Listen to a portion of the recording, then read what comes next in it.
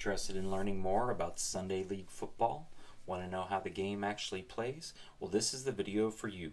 In this video, I'm going to take you through step-by-step process of how to play the game.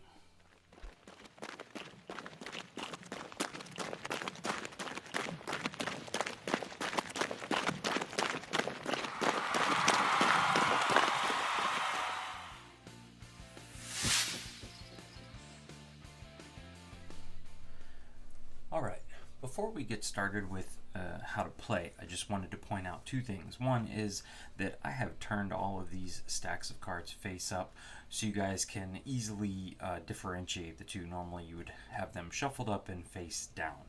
Also, everything you see here is a prototype, so the final components will be much higher quality than you are seeing here, so keep that in mind too.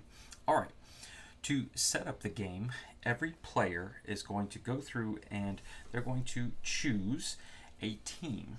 Now, each team's going to come with one of these privacy screens here, like a DM screen. So you have the Scythe Ramblers, Anglers Town, the Fishermen, the Farmers, the Uptown Folk, and the Party Animals, Whitelock Rovers.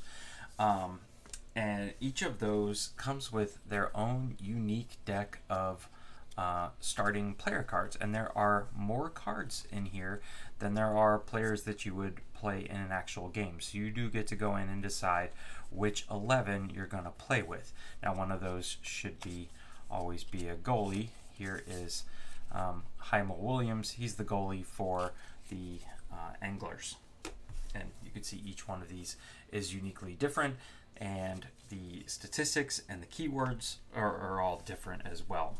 There is some duplicated keywords, but the decks are asymmetrical. You're also going to get a starting sponsor. These basically are going to give you points or money for whether you win, tie, or lose, or draw. In the case of European football, that would be a tie. So everybody's going to get one of these to start with, so that after you've played your first match, you can get some money. You'll spend that money on possibly new managers and new players. You're also going to be dealt 2 face-down manager cards, which is this stack here. Now, you get to choose, and there's a couple important things to look at when you're choosing your managers. So one is that each one has their own special ability here. So for example, Ivan Thatcher here, I can change defense to attack in a 1-to-1 ratio if you change all your defense. So, you know, the kamikaze attack, or this guy's the cautious defender. But each of these guys has a certain setup of how they want their lineups to go. So 4-2-4 or 4-3-3. If you set up your team matching those lineups, then you will get a little bonus on your coach card. But the most important things on them are these statistics down here on the bottom. This is the number of attack resources you're going to get, defense resources. So you can see here the kamikaze guy has no defensive resources to spend, and then the number of tactics cards that they can play during a match. So the cautious defender here doesn't bring a lot of stats, but he can play twice as many tactics cards as the kamikaze guy, who brings lots of attack resources but then nothing on defense. You're going to choose one of these, discard the other, and then everybody is going to get one of these field boards, which is where all the action happens during match day. We're going to get back to that in just a quick second. All right. The first week of the game, you're always going to start on a Thursday. So you're going to skip Monday, Tuesday, Wednesday. These are all the gaining new managers and gaining new players phases. So you're always going to start the game with your just base team. But on Thursday, you can train. So once you have now picked your, let's use Ivan Thatcher here as an example. Once you have picked your manager, you will go ahead and place the resources that he has earned on top of his card. 1, 2, 3, and 4. There you go. You can spend these resources to gain either attack tactics cards or offensive tactic cards or defensive tactic cards. But you can only spend, say, attack resources to gain attack tactics cards. So Ivan Thatcher here already is only going to be going after attack. All right, but if we had Lacey Gerald here instead, he would be, have much less to spend, but at least he could even it out if he wanted to. These tactic cards are going to be drawn off of a face down stack, and they're going to stay in your hand and going to be secret to you. So the other players are not going to know about this. If you happen to not spend, say Ivan Thatcher just spends one attack resource on an attack card, the rest of these will be saved and can be spent during the match. So don't feel like you have to spend them all during the training phase. All right, and then at this point we are going to take 2 days off, and then we're going to go into match day. You always start match day by drawing a Sunday League card. So that's these cards over here, which might throw nothing at you, easy like Sunday morning here, or you might have a night injury. Draw a random footballer from your squad. That player is not available for this match. Retirement. Draw a random footballer card from the squad deck. This is his last match. After the match, discard this footballer. So you can see this is could kind of throw you for a loop. There's a lot of nothing happens in here, things like that. So then you're going to draw a referee card. This is going to be one referee for both of you. So if you're playing, say, a 4-player game, a 4-person game, 2 of you will pair up, and so each match needs to draw a referee card. Now there's only 3 in this prototype, but there's going to be a lot more in the actual game. You would draw one, and just right off the bat, just to show you guys, see, this is Robert Blint, or B. Lint here. He doesn't see a lot. So anytime an event happens in a game where a penalty could be called, you're going to roll these 2 dice that come with the game, and you're going to take those numbers, add them up, and you can see that this here is an 11. So in this case, he actually would blow his whistle. That would give a penalty kick to whoever the penalty was taken against, and that's all in the rule books. We'll get to that later. But you can see for the most part, a lot of his are just play-ons. Anything else, like an 8, would just be play-on. But a 2 or 3 would be a yellow card, and a 12 would be a red card. And there's a lot of additional things that would happen if red cards are given, but that's how the referee cards work. In just real quick. So we have drawn a Sunday League card. We have drawn our referees. It is now time to play our matches. Welcome to match day, ladies and gentlemen. For the purposes of the video, I have gone ahead and set a few things up, but I'm going to catch you up real quick. First thing you want to do is pull out your goalkeepers. They have rules in the game that if you have lost your goalkeeper to, say, transfer and haven't been able to pick one up, how you put somebody else in your place. But you're always going to have somebody playing the goalkeeper position. They sit out off to the side. They don't sit out. They're always in the game. All right, and they're going to come with a certain amount of goalie resources, and you are going to be able to get those back between each of the 3 rounds of a match. So each match takes place and kind of covers 30 minutes of a football game or soccer game. And 3 of those equals 90 minutes, so that's a full game. And we are, minus our 1 goalie, going to have 10 players who we have selected to play on the field. And so we're going to be basically playing 3 at a time, except for one of the thirds, we are going to be able to select 4. Now you can choose whether you select 4 in the first one, second one, or third round. You can also wait to see what you've drawn, and if you don't like what you've drawn, then you can draw your 4th card. But let's talk about how we set up our teams. So I've already gone ahead and selected our referee. We've each got our boards out here. Normally our screens would be giving us a little privacy to make our plays. Ivan Thatcher here, he is the attack kamikaze coach doing the Wrexham here, and our scythe ramblers here are coached by Lacey Gerald, cautious defending. Each one of them has chosen some tactics cards. You'll see that that's left Ivan with 2 attacks still left and Lacey with none. I've also gone ahead and select my starting 10 plus the goalie for Wrexham here. We're going to do that now for the scythe ramblers. So each of the players has a symbol right here on their card. So if we look at these 3 symbols right here, you can see that one is a shoe, one is a brain, and one is a shield. These are your defenders, these are your midfielders, and these are your attackers, your offense. Remember how we stated that your manager has certain lineups that they'd like to hit.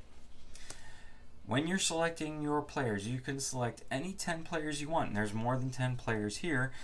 But if you hit one of the preferred lineups of your manager, you're going to get an extra offense and defense resource to spend during the game. So I've already done that for Ivan Thatcher. He's going to get his resources over there. Lacey Gerald is going to get them because I'm about to make sure that he can hit on a, we're going to do a 4-3-3. That's what we're going to do. So we have 3 offensive players. All of those guys are going to make it in. We have 4 defensive players, so all of them are going to make it in. And then we have a bunch of midfielders in this game, so we're just going to select 3 of them. Normally, I could go through, I could read each of their special abilities, I could look at the stats they're going to give me. For the purposes of this video, I'm just picking 3. We're going to take these 10 cards and we're going to give them a good shuffle. So we're not quite sure who's going to show up to play on our team for each of the 30 minutes. Okay. So at this point, we're going to start the first 30-minute period of our match.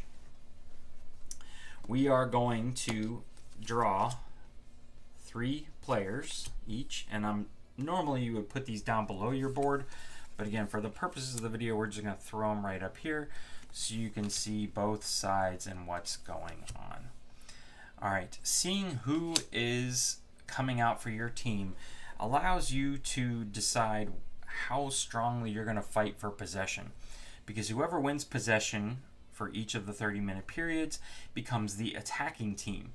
They're the ones who are going to be focused on scoring, and the other team will be focused on defending, but the other team has the chance to counter if they defend well. So don't think that if you win possession, you just dump it all into attack, but Ivan Thatcher might, who knows. So let's look at our teams here. These guys here have 2 defenders and 1 attacker, and these guys have a very balanced team. So I would say that the green team is probably perfectly content with what they drew, but Ivan Thatcher, this guy does not like defense. Let's say he makes the decision to pull out his 4th card now. That means he's getting a slight advantage in this period, but at one of the other periods, either the second one or the third one, the Scythe Ramblers, they're going to get the chance to play with 4 players. At this point, you can very quickly just go through and give everybody their cubes. So you see this guy has 3 attack. This guy has 2 and 2. This guy has 2 and 1. This guy has 1, 2, 3. I'm running out of red cubes and none. Let me get some more red cubes over here for my balanced team. This guy is 2 and 2. This guy is 4 defense.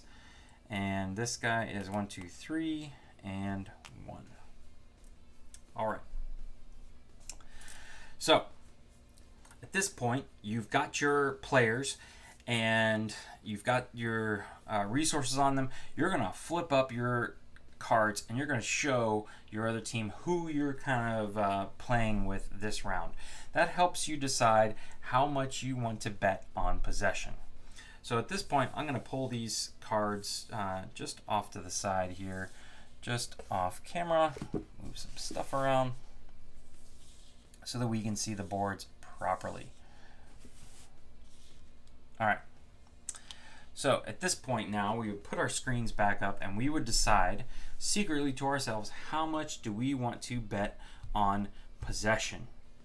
All right, you can bet any type of resource on possession, but whatever you bet on possession, you lose. You do not get back for the remainder of the game. So keep that in mind. You can't just throw everything into possession, because then you would have nothing to spend on your tactics and your setups and your finishes and things like that we'll get to here in just a second. So what we're going to do now is we're going to think, all right, Ivan Thatcher, he really wants to win. He is going to contribute 2 of his attack himself. He's also going to steal some from this guy. And he's like, screw it, I'm not going to need the defense. So he's going to bet that much. Lacey Gerald here, he has a special ability that says, if you lose possession, recover the defense bet on possession. So he's going to come in and say, I'm not sure what Ivan's going to do. I'm going to bet that on possession, because worst case, I get it back.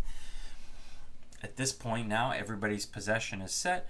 We would flip up our things and we would see, okay, we actually tied on the number of cubes. So what do we go to the tiebreaker? The tiebreaker is actually attack cubes kind of trump defensive cubes, which trump goalie cubes if you were to have used them. So in this case, the Wrexham Raiders are the winners. So all of these cubes go away, right?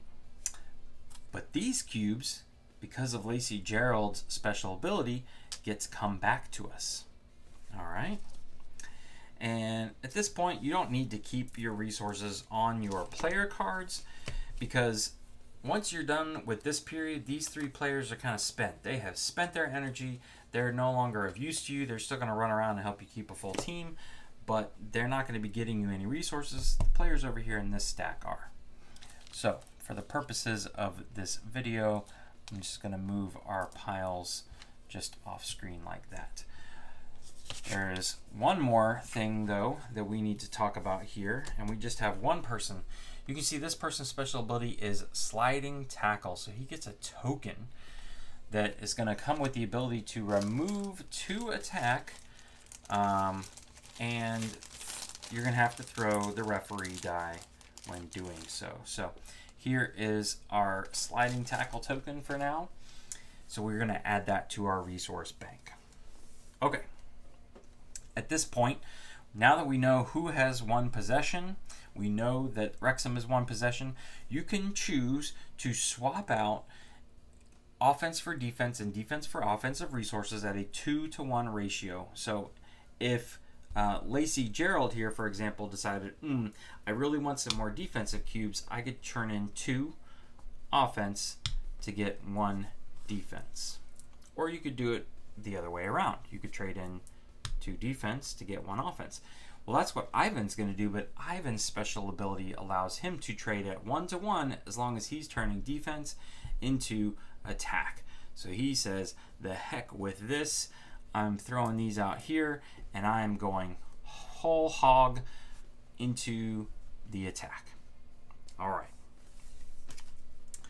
So now let's consider that we've got some screens up on each side, and now this is the thinking phase. This is where you set your strategy for either defense, because we lost possession, we're on defense, which means we're going to be placing all of our blue cubes in this area. This is where the setups and the plays happen, and our offense is going to go over here into counterattack.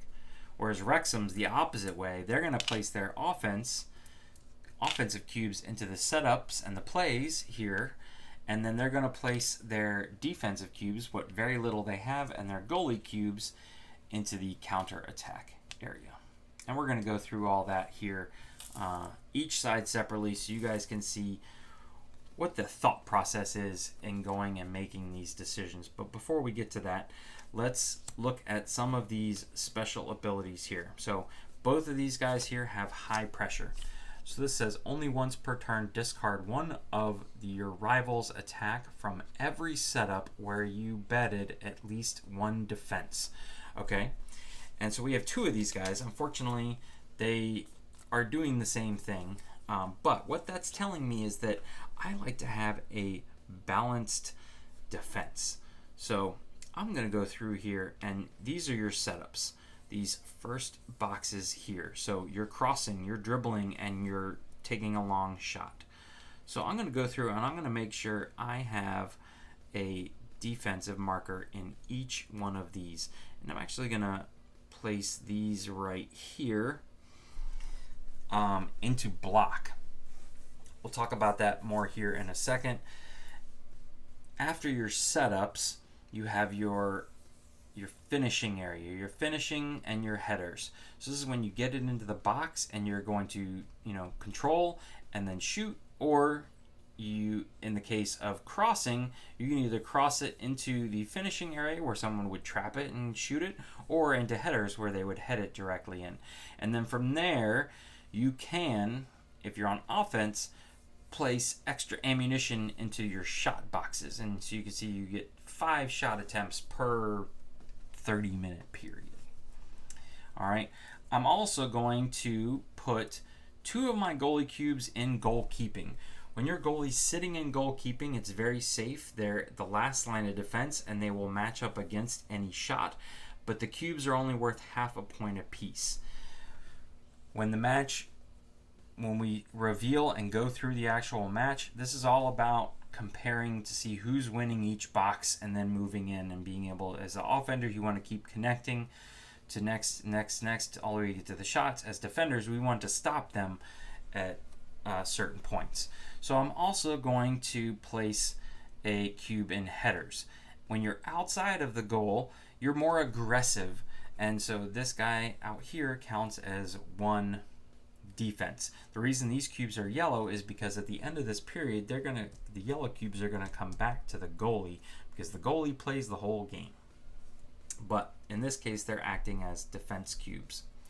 So I'm going to place another one here, and I'm going to think to myself, I think he's going to get fancy with his dribbling. So I'm gonna, if he tries to dribble around me, I'm gonna catch him off guard. And then what I'm going to do is move into counterattack and then into finishing. We'll put our offensive defense like that. Now, I could use these tokens that I have from Lacey, our manager here, but unlike your players who use it or lose it per 30-minute period of a soccer game, these you can retain throughout the game. So I can choose to spend these if I feel like it's necessary. I'm okay with my setup right now, so I'm going to let our manager hold on to those. Let's go up here to our kamikazes. And he's thinking, I'm just going to sit all of my cubes back here in goalkeeping because he's got no defense. So if at any point in time, if you were to place these out like this and I were to best him, I would just simply work my way down and there'd be nobody in goal and I'd have a super easy shot. So in this instance, he's got 1.5 in the goal. All right. He's also thinking, I'm going to do that and I'm going to get risky because I'm a kamikaze. So he's going to put his slide tackle token inside the finishing box just in case somebody gets past his lone defender. He's putting the rest into his attack. So what do we want to do here? Well, we've got Anibal Torres here. He's a dribbler. So it says when losing dribbling, you and rival throw a die. If your roll is higher, you win dribbling. All right. So what this is saying is that I'm not too worried about dribbling because I could still win on a coin flip or a die roll, essentially. So I'm going to put more of my effort into passing, a little bit in dribbling, and I'm going to be aggressive with the long shot here and a right cross into a header, and I want to make sure one of my shots goes in, so we're going to put that there. Again, this strategy right here and how you place your cubes, This is the game, ladies and gentlemen. This is you drawing on your dry erase board the strategy for your game and how you want your players to go about playing the game. This is the X's and O's of soccer within the match. At this point, we have each placed all of our cubes out that we're good with. We would remove screens, and the offensive player, the attacking player, gets to decide which setup they're going to test first. So in this game, we're all about testing individual boxes. Are you winning that box or are you losing that box? Do you have advantage? If you have advantage as the attacker, you link up into whichever box links up properly. So crossing can go to either finishing or headers. Dribbling and passing have to go into finishing, but they can break down the defense. Long shot goes directly to a shot box. Things like that. Whereas if I am able to stop him at a setup, I can counter attack. So as the offensive player here, I might say, what do I want to do? I am wanting to break them down with passing first. So I'm going to pass the ball around. I'm going to take control. So I'm going to test passing versus passing. But I would say, hold on a second here. I have a midfielder with high pressure. So once per turn, I can discard one of my rival's attack from every setup where I have bet at least one defense. All right, so I put these guys in block, but I put somebody here and somebody here, so I can actually take away this and this right off the bat. Boom, thank you, Colton Barlow. So I've played that card. Now we go back. All right, passing 2-1. So they're still victorious in passing. So we would go here and here. These cubes are removed. They are victorious. That means they're going to be able to move into finishing. All right, but before they do that, anytime you win passing or dribbling, you break down the defense. So as a point of victory for them winning passing, they get to choose any one of my blocks that I have set up as a reward for breaking down my defense. So they're going to remove the long shot block because that's the one they were really interested in. If I had kept this block here, I could have blocked their entire 3 resources in long shot with just my lone block. That's why I pushed them into this little hex area here instead of keeping them out here. So at this point, we would move into passing, would move into finishing. All right, you can't go straight from passing to headers. You have to cross it in to get a header. But at this point, we have no resources, but we can still test because look, I have no resources here. And in this instance, the tie goes to the attacker. So they would win finishing, so they're going to make a shot attempt. They're going to decide to go ahead and use this cube here that they have gained from shooting. And so at this point, they are testing against my goalkeeping. They bypassed headers. These defenders here are sitting around useless. And so they have 1 to my 1. All right, normally that would be a tie, but anytime you are taking an actual shot, the attacker is going to draw one of these cards here, and this one does nothing. Nothing happens. Nothing changes. And so in this case, it would be a corner kick. Anytime there's a tie between goalkeeping and a shot, it becomes a corner kick. I actually shuffled those up, but this is a great way to just show you what happens with a corner kick. If you're the attacker, you get to take 2 dice, you roll them up. If they are matching, which these are not, you are successful. Otherwise, it's a miss, and we play on. In this instance, this cube is removed because they used up that shot. So at this point, they are going to test their long shot. So they're going to go straight from long shot to shot. So they're going to test here. They're going to say, all right, I have nothing here, so they're victorious. And remember, long shot goes straight to a shot. They have no other resources here, but they're still testing because they could still draw a modifier card here. So they would test 0 against 1 and they're going to flip over a card here. And look at that. I did shuffle these cards, but they're working out really well for my examples. In this case, they were victorious. So they would have scored a point. They're 1-0 on the board. But they still got some setups to get through. So at this point here, they could test dribbling.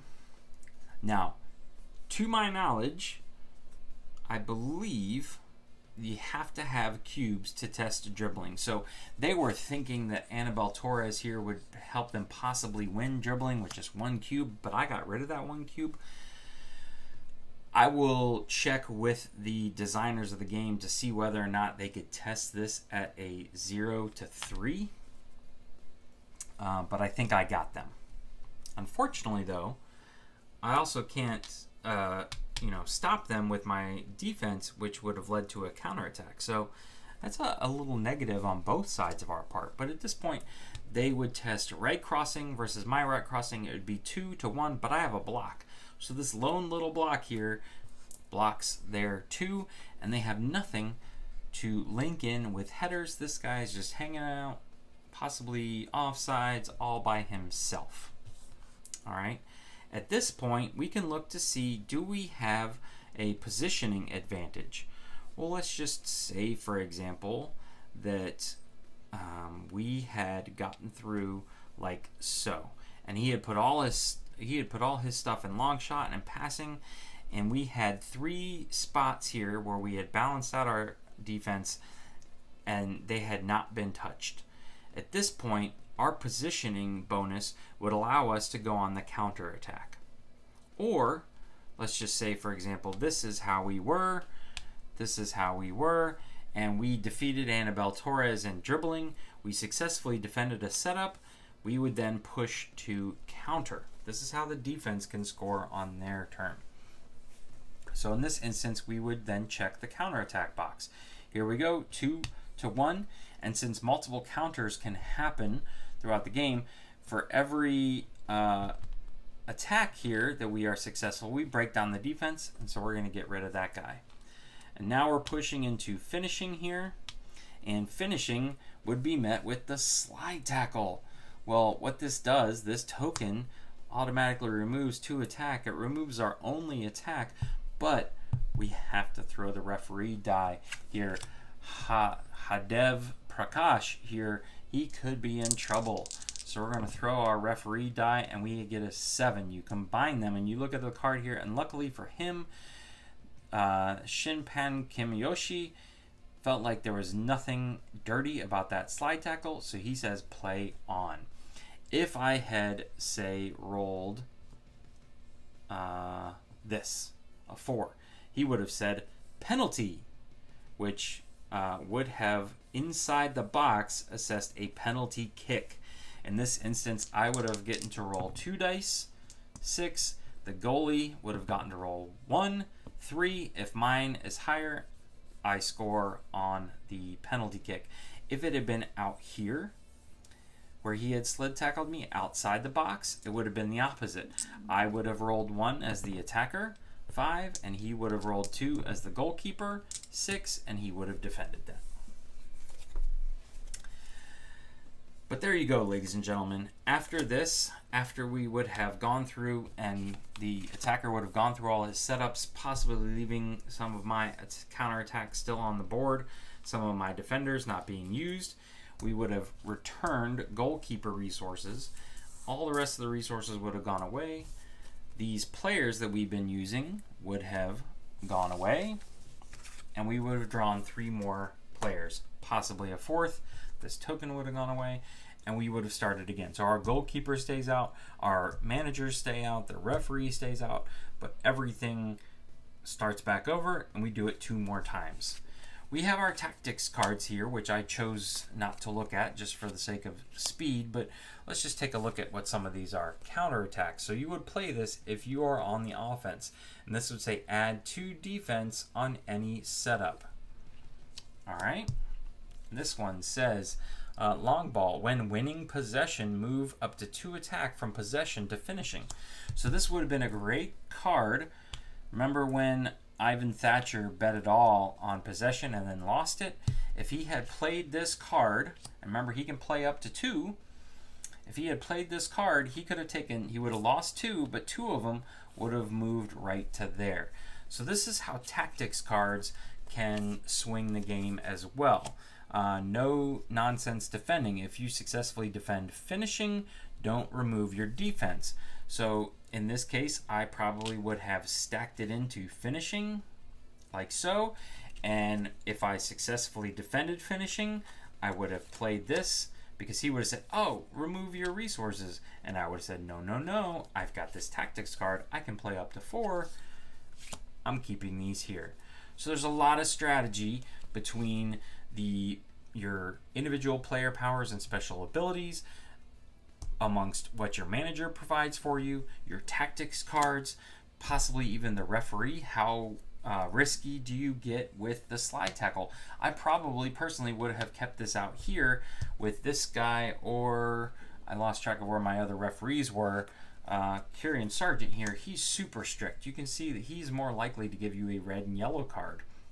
So I definitely would have stayed out of the penalty box. But if I had Robert Blint here, I probably would have sat myself in here and said, you know what, I'm going to risk it. He's blind as a bat. He's not going to see me commit any penalties. So at this point, you would do this all again 2 more times. That would complete a match. The winner would gain 3 points.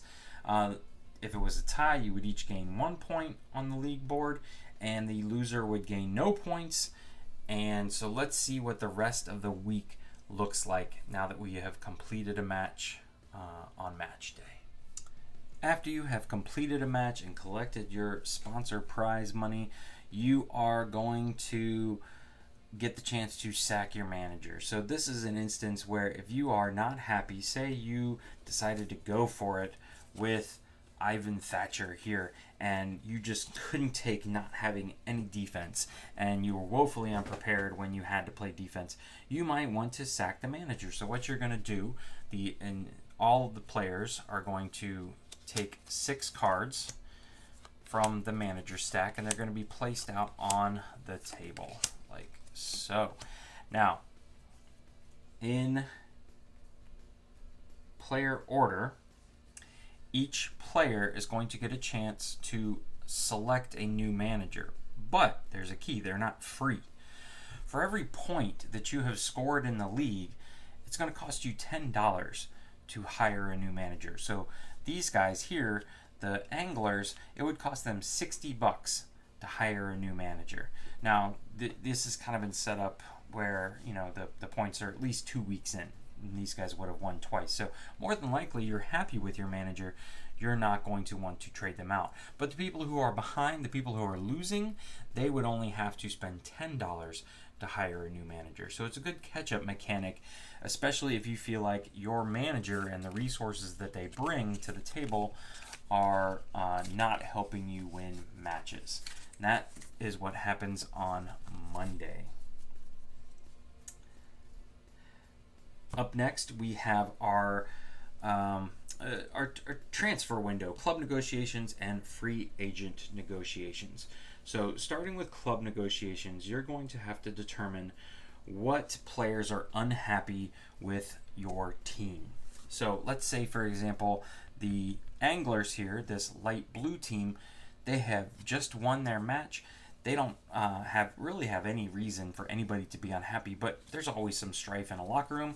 So they're going to shuffle up their deck, and they're going to select one footballer who wants to enter the transfer portal. That's how you can kind of look at it. I am from, ACC country, and so college basketball and the transfer portal is a big thing around here.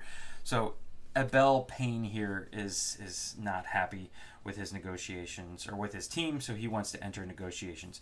And let's say green and blue just tied their game, so they're going to randomly draw 2 people each to add to the stack. Now, unfortunately, the red team just lost, and so they've got a lot of players who are unhappy, so they're going to randomly select 4 players to add to the transfer window. Now, all of these players are eligible to be picked up by another team, starting with the team that is in the lead. So you would start with the Anglers in this situation. They can go through and they can decide if there's any of these players they want to purchase. If they purchase someone, at this point you're going to start mixing team colors. This green player, say, may go over to the blue side, but they have to pay the green team $25. All right, so you may start losing players, but you're going to be gaining more money in return to then spend on free agents, because every time a player is purchased, it is replaced by a free agent. The free agents is this stack here in the middle. Obviously, it would be shuffled and face down, but the free agents would enter and fill in every spot, so that there's always going to be the same amount of cards for you to purchase, even if you're the last to go. And at that point, you might have more money than you started with and are able to afford the really nice free agents. So don't think of it as the people in the front are always just going to be able to steal up the best players, because the free agent stack has a lot of talent in it. After you have gone through in reverse order and everybody has chosen, and you can pass, you can purchase nobody, you can just let things go, or you could even purchase your own player back. You can think of it as improving their contract to get them to come back. But if at the end of the club negotiations there are any players who are from a team, from your team, still left out, they come back to you for free. So if the blue team was willing to risk that Abel Payne was not going to get picked up, he would come back for free, or they could have spent $20 to convince him to come back. So at this point, everybody comes back to their team. And at this point, we are going to take all of the free agents. So let's say there was this many free agents still left on the board. These guys stay out there. And at this point, starting in ascending order, so starting with the people who are behind, they then get to choose from the free agents who are available, purchase them up, and then we work our way up to the team that's in the lead. Any free agents that are not taken are put into a discard pile. If this pile ever runs out, we would just shuffle up the discard pile and set it back up again.